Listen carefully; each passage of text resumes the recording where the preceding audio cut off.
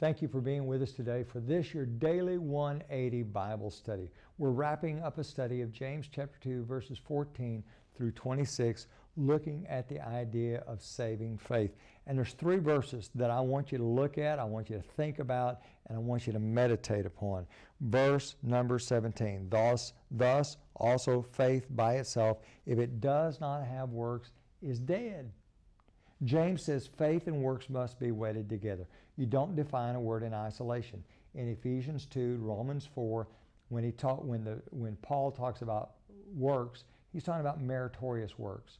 In James chapter 2, he's talking about works of obedience. Obedience and faith must be wedded together. There is something we must do. Matthew chapter 7, verse 21, Jesus said there is something for us to do. Notice also verse number 20. O foolish man, he says, but do you want to know, O foolish man, that faith without works is dead? And then in verse number 26, for as the body without the spirit is dead, so faith without works is dead also. If you have a faith and there's no works, it's dead. As a matter of fact, verse 24, he tells us that we are not saved by faith only. Now there's many who say, you're saved by faith alone or faith only. James chapter 2, verse 24 says just the opposite. Now, if nothing else, that should compel you to say, I need to do some Bible study. I need to find out how I can reconcile this with what I've been taught.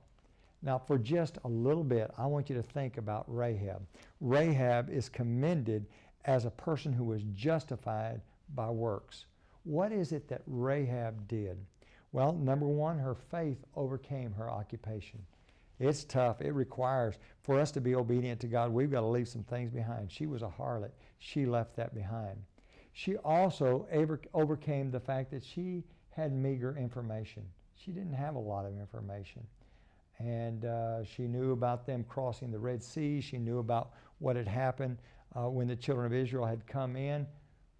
As far as we know, she didn't know very much, but she knew enough to know she needed to be obedient to the God of the children of Israel. She overcame the convictions of those who were around her, including her family. She lived in a very immoral society. How do I know that? Leviticus 18 lists all the gross immorality, including child sacrifice and bestiality.